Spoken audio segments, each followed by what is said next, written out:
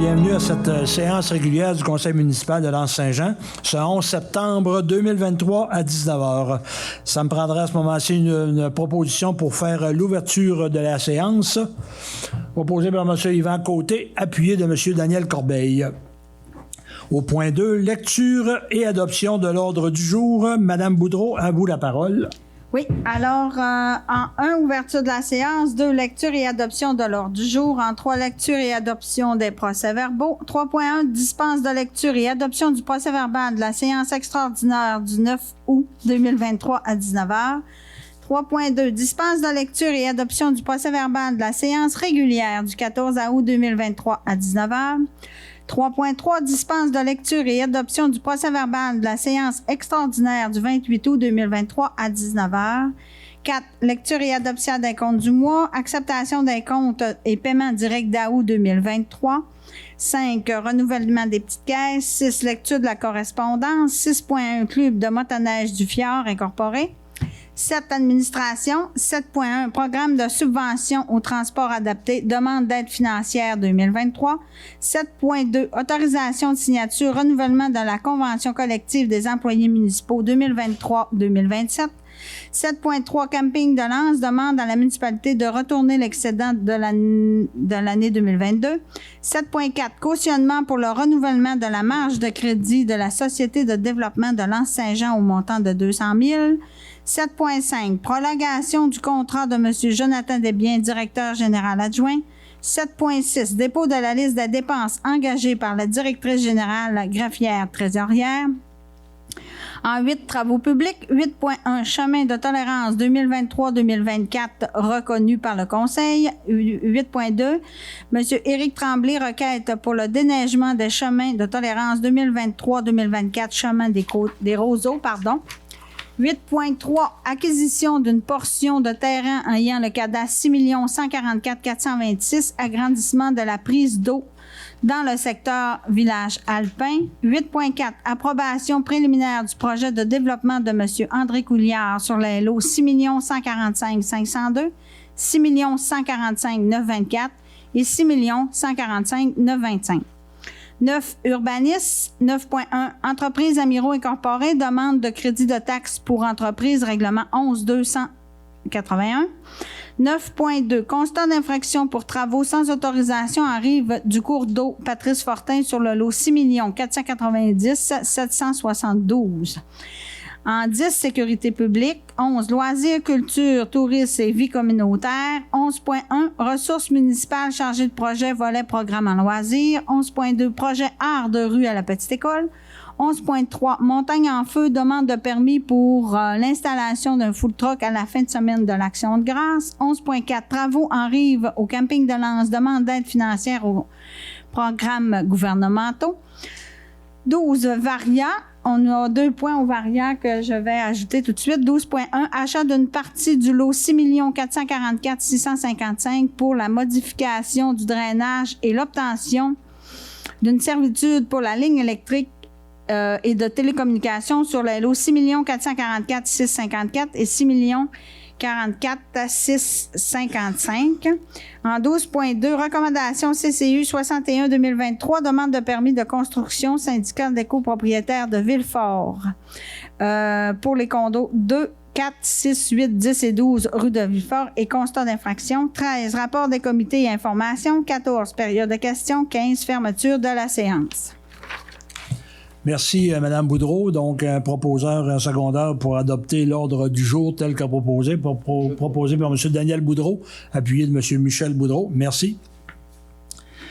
Au point 3, lecture et adoption des procès-verbaux. 3.1, dispense de lecture et adoption du procès-verbal de la séance extraordinaire du 9 août 2023 à 19h, dont tout le monde a reçu copie. Est-ce qu'il y avait des corrections, questions?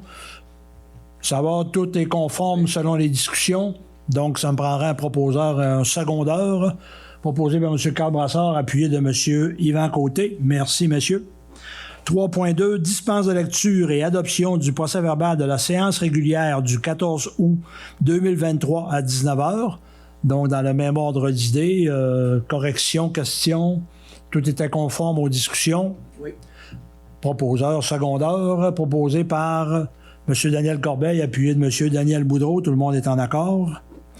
3.3, dispense de lecture et adoption du procès-verbal de la séance extraordinaire du 28 août 2023 à 19h. Donc, dans le même ordre d'idées, est-ce qu'il y avait questions, corrections, commentaires? C'est conforme aux discussions. Donc, ça me prendrait à ce moment-ci un proposeur et un secondaire, proposé par M. Calbrassard, appuyé de M. Michel Boudreau. Tout le monde est en accord? Oui. Lecture et adoption des comptes du mois, 4.1. Acceptation des comptes et paiements directs pour le mois d'août 2023. Madame Boudreau? Oui. Alors, pour les comptes du mois d'août, je vais lire, comme à l'habitude, les plus gros montants. On a Action Projex pour 1 273 498 et 18. On a Tremblay Assurance Responsabilité, 3 482 et 80. Éric Côté, Sable et Gravier, contrat parcours générationnel. Et on avait un bris, là, je sais pas si c'est un bris d'Acaduc, 14 884 et 42. Englobe Corporation Laboratoire, c'est pour les tests concernant l'assainissement des eaux, 39 636 et 30. Fédération québécoise des municipalités, mandat convention collective, 7 401 et 85. On a Goéland, dernier paiement, ça c'est pour les stations d'exercice, 21 156 et 37. Jacqueline Lavoie, entrepreneur général, divers travaux, 14 840 et 42. Lauria Gagné, divers travaux, nivelage, entrée d'eau, conteneur, 76 720 et 53. Produits BBCM, matériel d'Acaduc, 6 127 et 80. Centre de rénovation, divers achats et parcours, 6 265 et 72. Les avocats, services juridiques, 9 699 et 99. SPI, santé, sécurité, mandat de canassage et achat d'équipement, 15 171 et 22. Et M. Simon Villeneuve, contrat four à pain et halte gourmande, 5 140, pour un total de 1 518 797 et 83.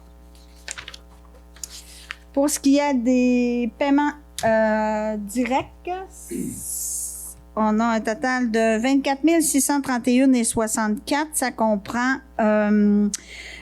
carte Visa Desjardins pour 5 936 et 5, Petro-Canada 2 130 et 71 et Pétrole RL Énergie pour un total de 16 564 et 88.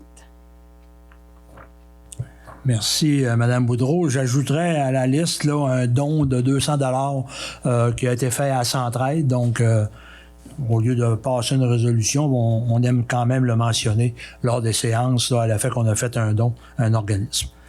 Donc, est-ce qu'il y avait des questions, commentaires sur les comptes et paiements directs? Ça va? Proposeur secondaire, proposé par M. Daniel Boudreau, appuyé de M. Yvan Côté. Merci. Tout le monde est en accord? Oui. Oui. Lecture de la correspondance 6.1, Club de motoneige du Fjord incorporé. Madame Boudreau.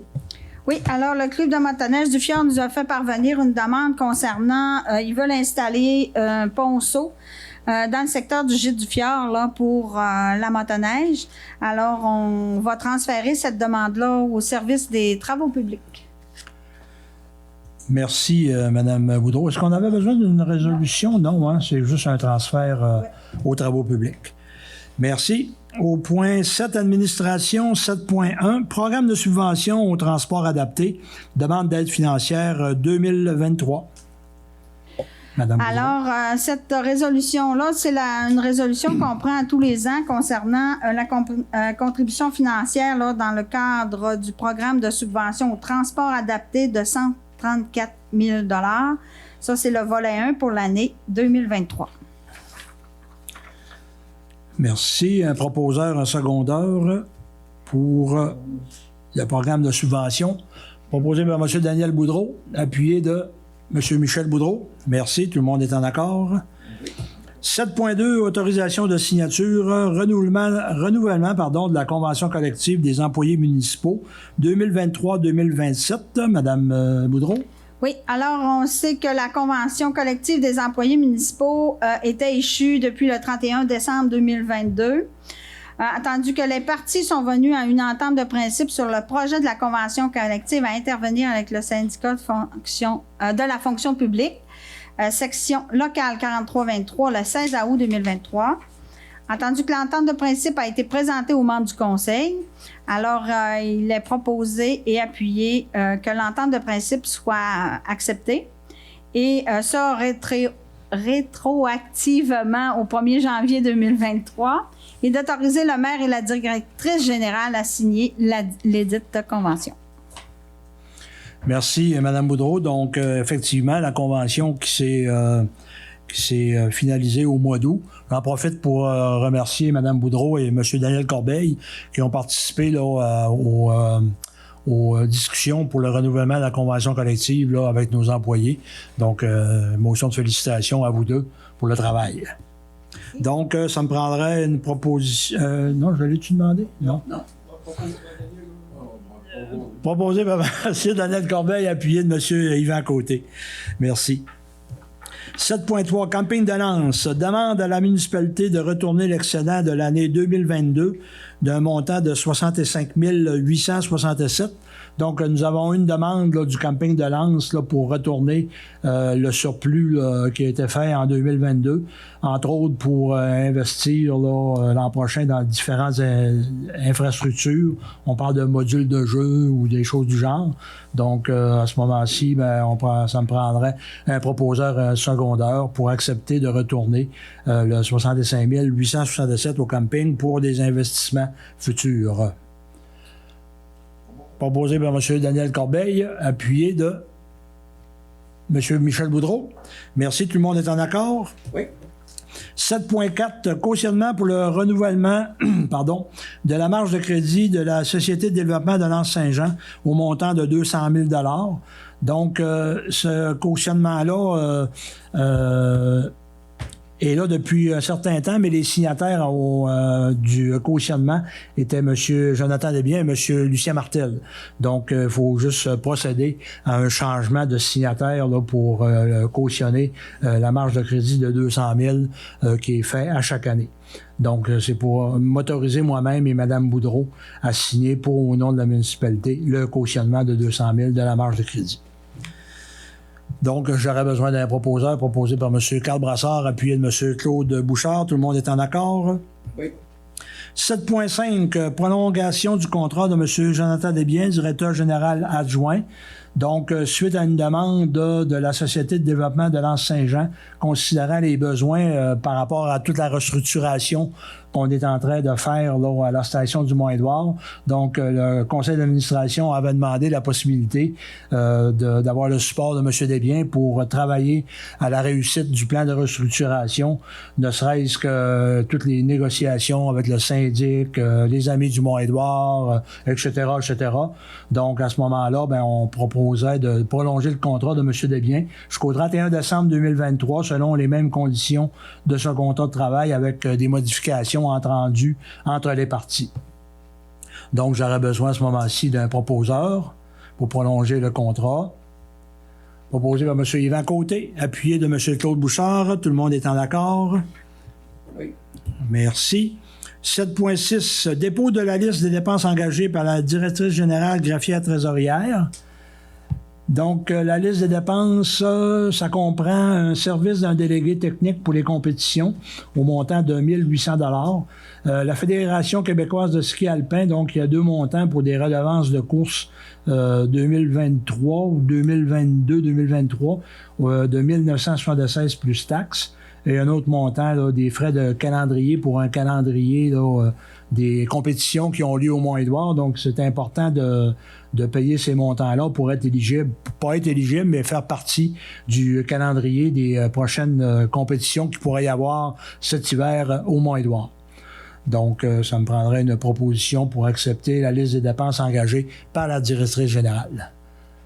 Proposée par M. Claude Bouchard, appuyé de M. Michel Boudreau. Tout le monde est en accord? Oui. Merci. Travaux publics, 8.1. Chemin de tolérance 2023-2024 reconnu par le Conseil. Madame Boudreau. Oui, alors, considérant l'adoption d'un règlement numéro 23410 concernant l'entretien des chemins de tolérance, considérant que la municipalité accepte de prendre en charge l'entretien des voies privées ouvertes au public par simple tolérance des propriétaires et accepte les requêtes déposées à cet égard pour l'entretien hivernal 2023-2024, considérant que les crédits budgétaires nécessaires à la réalisation des travaux d'entretien seront définis dans le règlement de taxation. Alors, il est proposé, appuyé, d'accepter la requête des voies privées ouvertes au public pour l'année 2023-2024 et de reconnaître à titre de chemin de tolérance les chemins décrits ci-dessous. Alors, on a le chemin des Mélèges, chemin des Pins, chemin Riviera et du Domaine, rue Côté, chemin Bonne-Entente, rue des Cimes, rue des Cévennes, rue de Lozère, chemin de Vébron, chemin du Boisé, chemin des Plateaux, rue Éphémoud, et on a le bout de l'Hermine. Merci, Mme Boudreau. Donc, ça me prendrait à ce moment-ci un proposeur, un secondeur pour les chemins de tolérance reconnus par le Conseil, proposé par M. Daniel Boudreau, appuyé de M. Daniel Corbeil. Tout le monde est en accord? Oui. 8. Oui.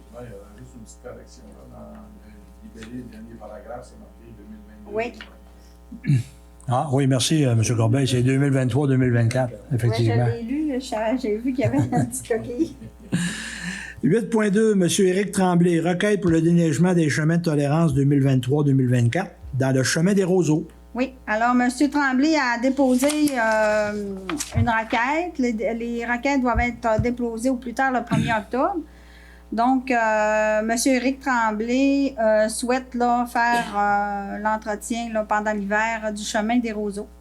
Alors, je sais qu'avec la discussion du Conseil, le Conseil était d'accord. Donc, c'est pour accepter ce chemin et l'ajouter à la liste des chemins de tolérance.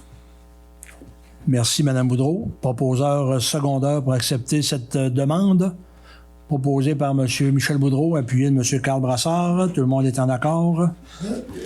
8.3, acquisition d'une portion de terrain ayant le cadastre 6 144 426 pour l'agrandissement de la prise d'eau dans le secteur alpin, du village alpin.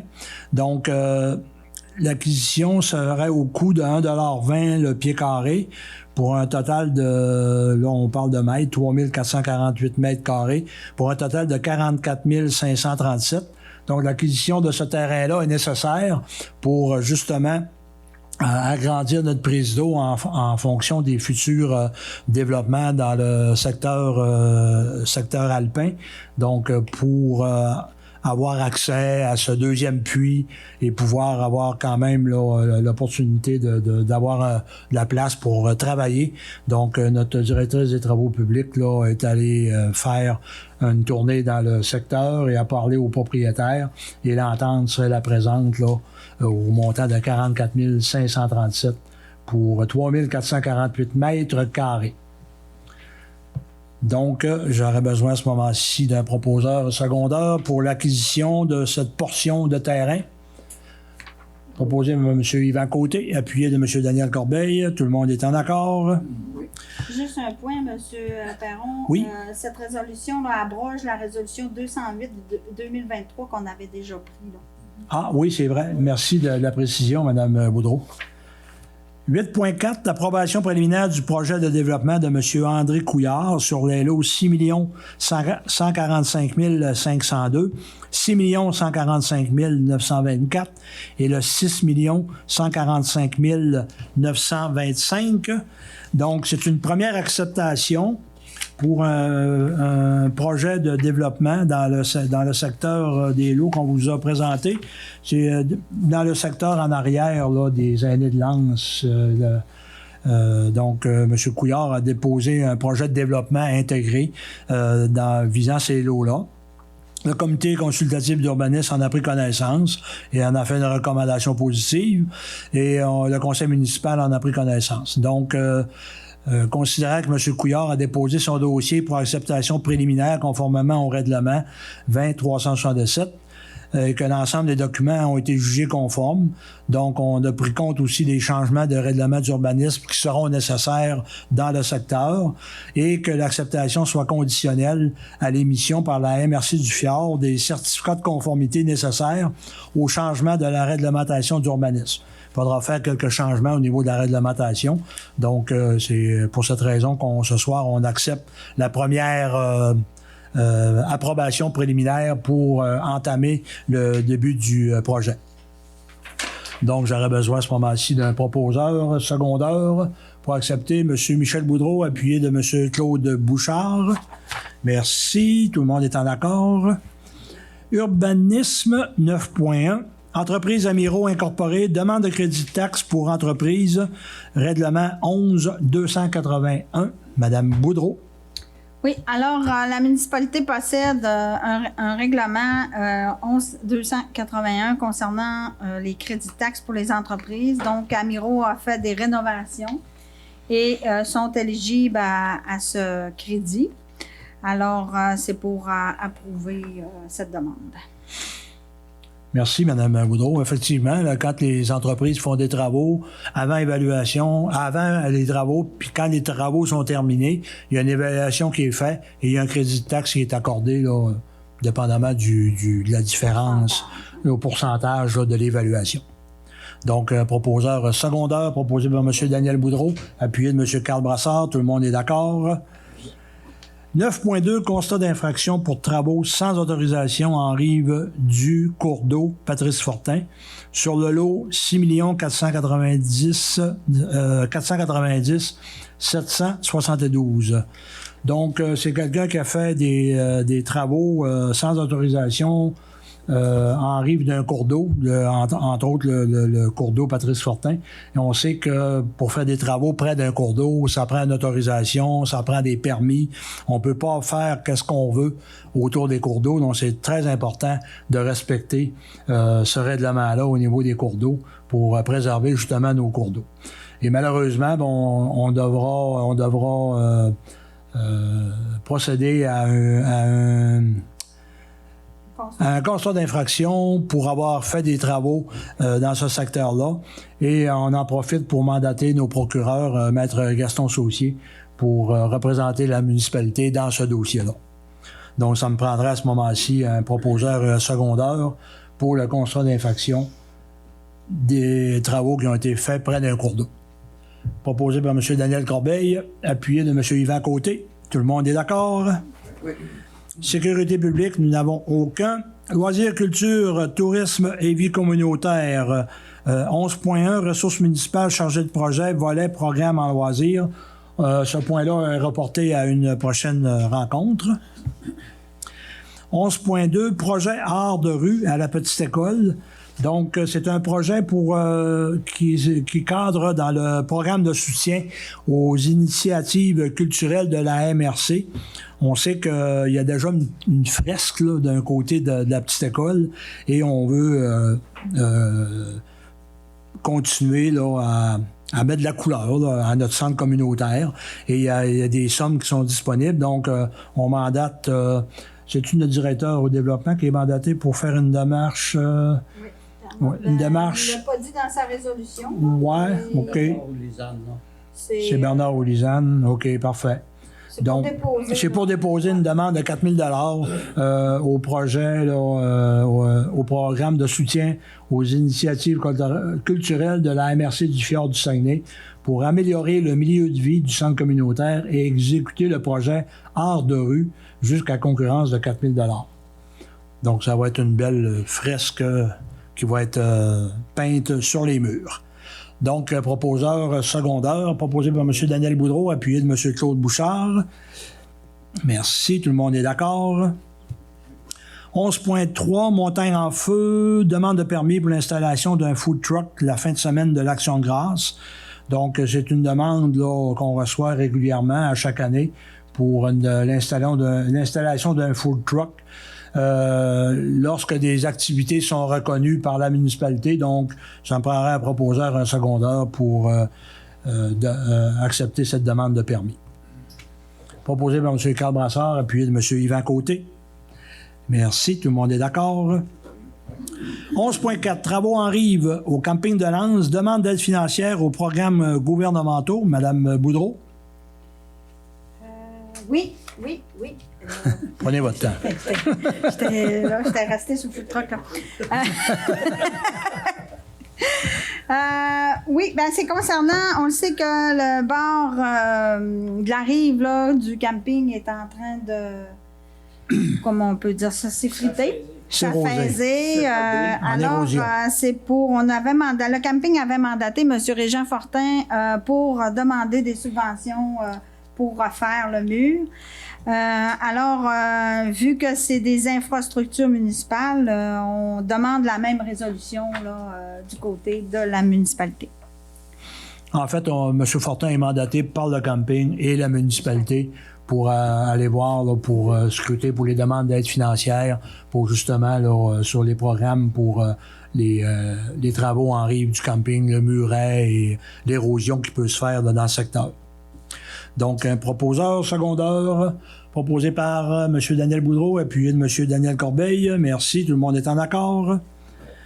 Varia 12.1, achat d'une partie du lot 6 444 655 pour la modification du drainage et l'obtention d'une servitude pour la ligne électrique et de télécommunications sur les lots 6 444 654 et 6 444 655. Madame Boudreau, je vais vous demander le... J'aimerais apporter une précision là, pour le titre. Là, c'est achat d'une partie du lot pour la modification du drainage du chemin d'accès pour monter aux étangs. Il n'était pas marqué dans l'ordre du jour, mais quand j'ai corrigé ma résolution. Alors, on sait que pour faire fonctionner notre assainissement des eaux et des étangs, ça nous prend l'électricité. Alors, donc, il faut implanter des poteaux électriques. Et comme on est en partie un peu chez nous, mais on tombe sur des lots privés, alors il faut faire l'acquisition là où le fossé là, de drainage va être situé et également une servitude là, pour implanter les poteaux électriques. Alors, on demande, c'est ça, l'achat d'une partie du lot 6 444 655 pour la modification du drainage du chemin d'accès et l'obtention d'une servitude pour la ligne électrique et de télécommunications sur les lots 6 444 654 et 6 444 655 en fonction des pieds carrés nécessaires. Et les frais de notaire et arpenteur seront à la charge, bien sûr, de la municipalité et d'autoriser le maire et la directrice générale à signer tous les documents nécessaires pour cette transaction. Merci, Mme Boudreau. Donc, ça me prendra à ce moment-ci un proposeur et un secondaire pour l'achat et la modification, la servitude pour les étangs aérés. M. Yvan Côté proposé, secondé de M. Michel Boudreau. Tout le monde est d'accord? Oui. Merci. 12.2, recommandation CCU 61, demande de permis de construction, syndicat des copropriétaires de Villefort, aux adresses 2468-1012, rue de Villefort, et constat d'infraction.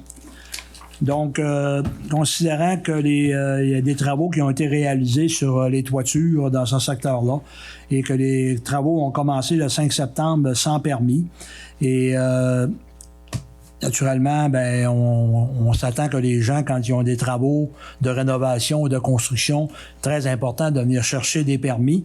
Donc, le lendemain, on a constaté là, que ces gens-là travaillaient sans permis. Donc, on a demandé, on a fait l'arrêt des travaux pour discuter avec les gens, pour s'assurer que les gens viennent chercher leur permis de rénovation, ce qui a été fait, je crois, le lendemain. Mais malheureusement, on devra, en plus du permis que les gens sont venus chercher et ont payé, on devra émettre un constat d'infraction pour des travaux effectués sans permis, selon notre règlement d'urbanisme. Donc, ça me prendrait à ce moment-ci un proposeur et un secondaire pour ce point. M. Daniel Boudreau proposé, appuyé de M. Daniel Corbeil. Merci. Rapport des comités et informations. M. Yvan Côté, vous allez nous parler de la piste cyclable. Oui, c'est juste pour vous dire qu'il y a des travaux qui se présentent dans la piste cyclable parce qu'avec les gros horaires qu'on a eus la semaine passée, ben, il y a eu ça avait affaissement de route, comme on dit, mais là, c'est apicitable. Il faut faire attention parce que là, on a nos employés qui travaillent dedans, puis ça va être réparé dans les jours qui viennent. J'aurais un petit mot à dire par rapport à l'urbanisme, là, par rapport à la demande de permis. Là, d'accord, des fois qu'on dit le monde, il nous pose des questions, est-ce besoin d'un permis ou pas de permis? Fait que, gênez-vous pas d'appeler ici les travaux publics. Valérie, elle va vous répondre. C'est assez agaçant. Arrêter une job, là, c'est pas plaisant pour personne. Gênez-vous pas ici d'appeler Valérie puis demander si vous avez besoin d'un permis, elle va vous répondre. Les travaux publics vont vous répondre très bien. Puis ça félicite la tâche pour tout le monde. C'est plus facile après ça. Puis, on n'a pas à intervenir demain. Oui, puis je pense que sur le site, là, c'est indiqué là, quand on a besoin d'un permis ou pas. Là. Oui, les gens peuvent aller voir aussi là, parce que ça sur le m'agace. site. Quand on arrête des travaux demain, c'est sûr que le responsable, c'est pas nous autres, c'est le propriétaire. Mais sauf que c'est quand on a la bonne information aux bonnes personnes, c'est plus facile. Merci. Merci, M. Côté. M. Daniel Boudreau, vous allez nous parler de promotion et développement à l'Anse-Saint-Jean. Oui, pour faire suite à la réorganisation des organismes, vous savez que la petite école, le CA de la petite école a changé de nom. C'est devenu Promotion et développement à l'Anse-Saint-Jean depuis l'AGA. La semaine dernière, on a eu la première réunion. Pour une fois, là, moi, j'étais l'ancien président de la petite école. On a eu de la difficulté pour les membres, mais là, tout est réglé. On a comme diraient les jeunes, on a un full CA de 7 membres intéressés, puis vraiment intéressant. La présidente, qui est Mme Nathalie Hood, va être secondée de la vice-présidente, Mme Mélissa Savoie-Soulière. Puis, gênez-vous pas, si vous avez des projets qui ont rapport à tout l'ensemble de la municipalité, c'est pour ça que cet nouvel organisme a été fondé. Merci. Merci, M. Boudreau. De mon côté, on a eu du ministère des Affaires municipales une subvention de 212 121 $ dans le cadre du plan d'adaptation au changement climatique. On sait qu'on avait fait des demandes et on a un plan d'adaptation au changement climatique concernant la reconnexion du méandre de la rivière Saint-Jean. Donc, pour continuer, bonifier les études qui ont déjà été commencées, parce qu'on sait qu'il y a eu des études de fait antérieurement, mais pour continuer ces études-là et en arriver à faire la reconnexion du méandre pour effectivement éviter les embarques là, dans la rue du Faubourg et pour préserver aussi le pont couvert. Donc, ce programme-là, la Convention d'aide financière nous donne jusqu'au 31 mars 2025. On a environ 2 ans pour réaliser l'étude. Donc, très bonne nouvelle là, d'une subvention reçue de 212 121 $ pour la reconnexion du méandre de la rivière Saint-Jean. On serait rendu aux 14 périodes de questions. Est-ce qu'on a des questions de la part du public et des questions sur Facebook?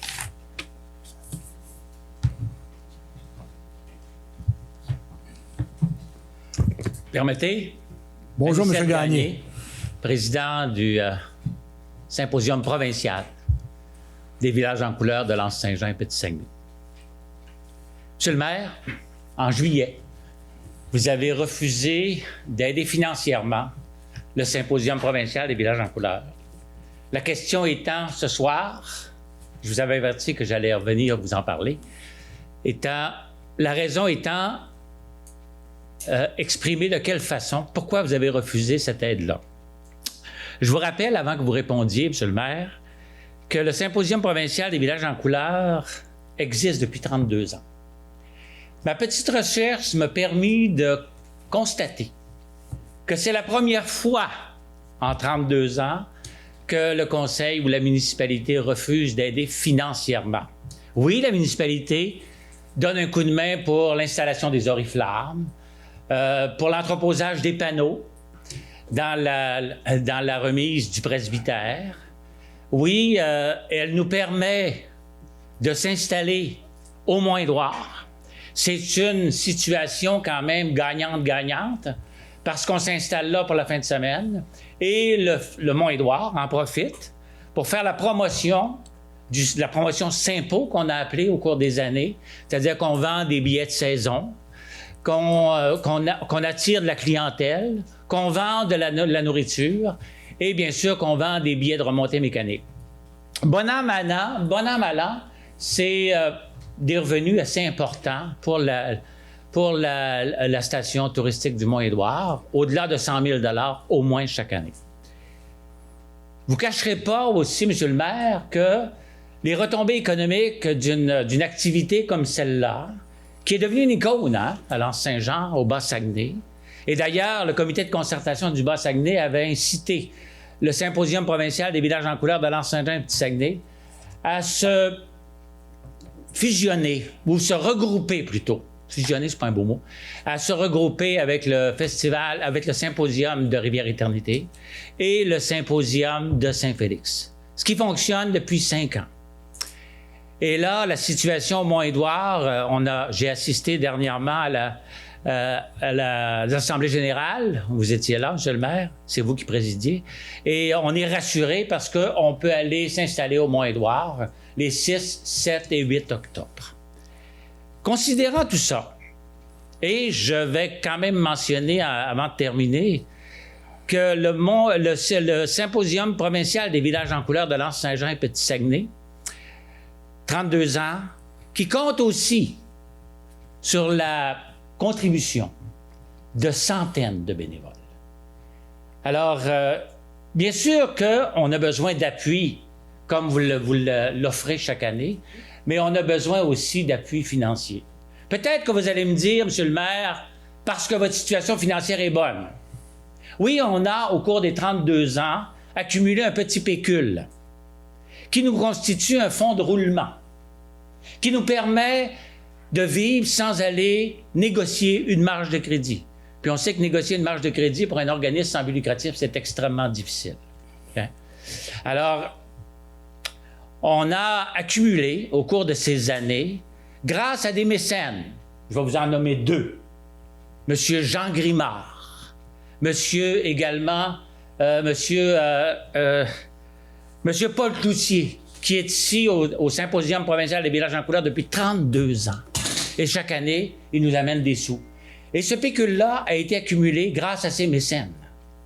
Alors, pour faire fonctionner une organisation comme celle-là, bien sûr, on compte sur la contribution des municipalités, les 4 municipalités du Bas-Saguenay, et vous nous avez également bloqué l'accès à un fonds à la MRC qui nous permettait d'aller chercher quelques milliers de dollars par surcroît, en plus de la contribution de la municipalité.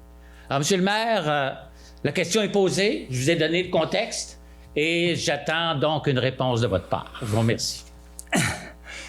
Pas mal au courant de votre dossier, Monsieur Gagné. Effectivement, vous savez qu'on a de plus en plus de demandes au sein de la municipalité pour les organismes. On essaie d'être équitable un peu avec tout le monde. On essaie d'en donner à tout le monde.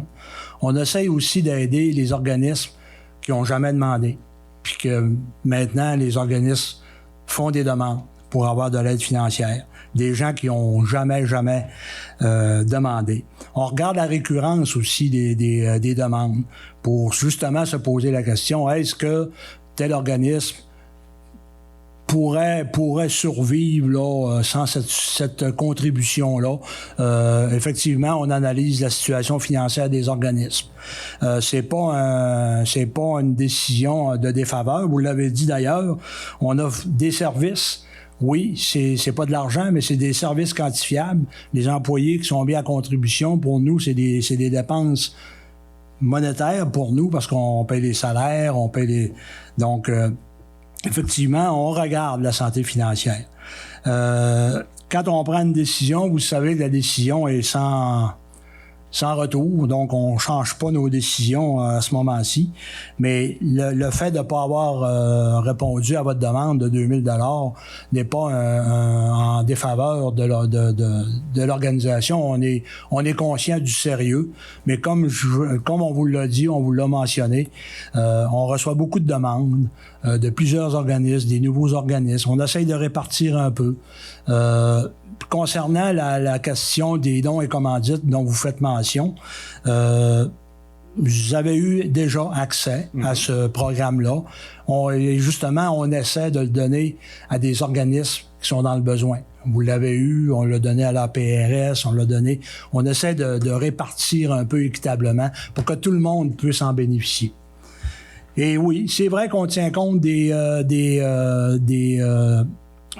la santé financière. D'ailleurs, dans nos documents, quand on demande aux organismes qu'est-ce qu'ils feraient sans le support de la municipalité, ben c'est dans le but de responsabiliser les organismes, parce que il n'est pas dit qu'un nouveau conseil municipal abolira ces aides-là dans le passé, mais pour l'instant, ces aides-là sont là, puis on essaye de le répartir équitablement envers tout le monde. Et étant donné qu'on reçoit beaucoup de demandes, ben malheureusement, on doit faire des choix, et je vous dirais que même pas à moitié de l'année, je pense que plus que la moitié de l'enveloppe est dépensée, puis on sait qu'on va avoir d'autres demandes d'organismes. Donc, on fait attention pour justement d'en faire bénéficier tout le monde pour pas arriver en fin d'année et dire, ben, on n'a plus d'argent. On l'a donné à tout le monde, puis fait qu'on essaye d'être pas généreux, mais d'être équitable envers tout le monde. Je vous remercie de m'avoir écouté. Je vais revenir à la charge pour l'an prochain. Merci. D'autres questions? Des questions sur Facebook? Ça va? Merci. Donc, ça me prendrait à ce moment-ci. Ah oui, excusez. Il y en a une. Ah, lui, il y a une question? Ah, OK. Oui. Donc, mon nom est Pierre-Yvan Larouche, copropriétaire de la cabane à glace. Ma question est la suivante. Est-ce que des démarches concernant le stationnement pour l'an prochain ont déjà été amorcées et sinon, vont-elles être amorcées très prochainement? Les démarches sont amorcées. Parfait. Merci. On aurait-tu sur Facebook? Sur Facebook, non, il n'y en avait pas. D'accord. Donc, ça prendrait à ce moment-ci une proposition pour la fermeture de la séance. Proposé par M. Yvan Côté. Merci. Bonne fin de soirée. On vous donne rendez-vous le 2 octobre. Oui. Si ma mémoire est bonne. Oui. Merci. Bonne soirée.